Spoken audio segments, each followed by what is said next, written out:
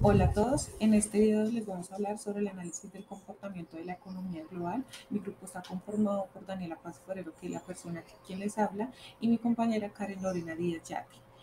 Nuestro curso es de macroeconomía con ENRC 73749 de la docente Lina María Andrade de la Uniminuto Regional Tolima. Aquí claramente está nuestro índice, está basado de 6 diapositivas. En nuestra primera diapositiva vamos a tener la introducción, en nuestra segunda diapositiva hablaremos de las políticas económicas, en nuestra tercera diapositiva hablaremos de los indicadores económicos, en la cuarta sobre el ciclo económico, en la quinta sobre las otras variables que existen macroeconómicas y por último terminaremos con las conclusiones. En esta introducción se realizó un análisis del comportamiento de la economía a nivel global. La economía no solo trata del dinero, también está relacionado con las decisiones de los gobiernos, las empresas, las familias y con el bienestar, obviamente muy importante, de las personas. Hoy explicaremos cómo funcionan las políticas económicas, qué significan los principales indicadores, en qué consiste el ciclo económico y qué otras variables son claves para poder entender si un país está logrando sus objetivos macroeconómicos. Del primer tema, que son las políticas económicas. Las políticas económicas nos sirven para que los gobiernos puedan dirigir y regular y estabilizar la economía de un país. Existen tres. La primera es la política fiscal, que es la que se encarga del manejo de los impuestos, el gasto público para poder así influir dentro de la economía.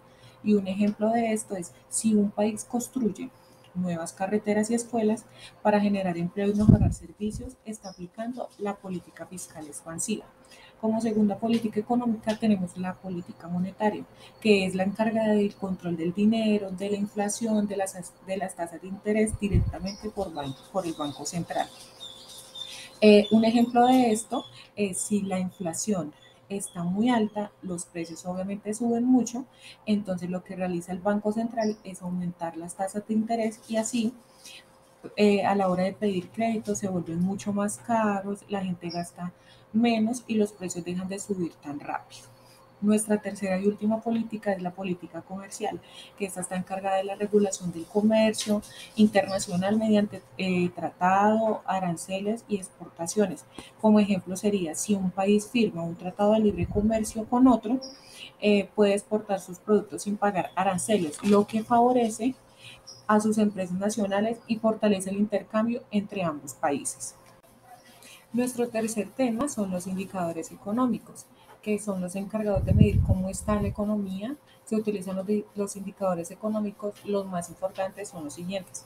El primer indicador del que les voy a hablar es el PIB, que es el más conocido como el Producto Interno Bruto, que es el encargado de medir el valor de todo lo que produce un país en un año en bienes y servicios. Un ejemplo de esto es, si Colombia produce café, flores, textiles y servicios en un año por valor de 400.000 millones de dólares, esa cifra corresponde al PIB. Como segundo indicador hablaremos de la inflación, que es el aumento general de los precios de bienes y servicios.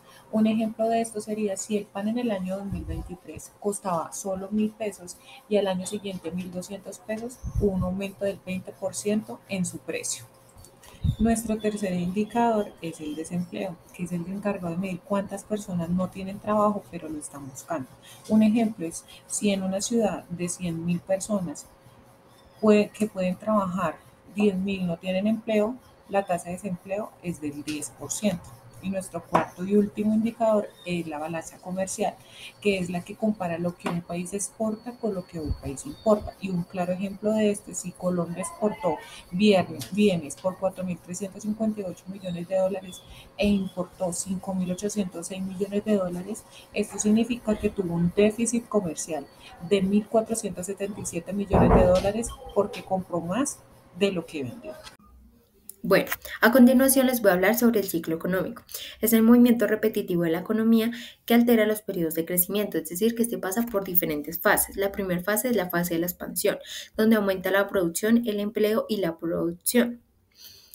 Aumenta el empleo porque se crean muchos nuevos puestos de trabajo, porque crece la producción, las fábricas producen más porque hay mucha más demanda y suben las inversiones porque las empresas abren nuevas sucursales y quieren invertir más para tener una mejor producción. Y por parte de los consumidores va a mejorar el consumo porque las familias van a comprar mucho más. Seguimos con el auge. El auge es cuando la economía llega a su punto o pico más alto. El empleo está a niveles muy altos, es decir, que no hay desempleo. Las empresas venden al máximo y producen a toda capacidad. Hay mucho más consumo por parte de los consumidores y los precios tienden a subir porque la inflación es mucho más alta. Seguimos con la recesión. Es cuando la actividad económica empieza a caer después del auge. Las empresas venden menos, por lo cual hay menos producción, aumenta el desempleo porque cierran negocios o hay despidos, las inversiones se frenan, ya no abren tantas fábricas ni comercios, el consumo disminuye porque las familias van a comprar solo lo necesario. Un ejemplo fue en el 2020, muchos países entraron en recesión por la pandemia del COVID-19, cerraron comercios. El turismo se detuvo, el desempleo subió y el PIB de varios países cayó. Después de eso viene la fase de la recuperación. Es cuando la economía empieza a mejorar después de tocar fondo. Las empresas reabren o aumentan su producción poco a poco. Se generan nuevos empleos y baja el desempleo. El consumo aumenta, las familias vuelven a comprar mucho más. La inversión también regresa. Por ejemplo, también después de la crisis del COVID-19 en el 2020, en el 2021 muchos países demostraron recuperación. El turismo volvió a crecer, reactivaron los comercios y la economía en Colombia creció el 10% este año. A continuación voy a hablar sobre las variables económicas. Las variables económicas son los datos o indicadores que sirven para medir, analizar y entender cómo está funcionando la economía del país. El crecimiento económico sostenible significa que el crecimiento actual no comprometa los recursos del futuro.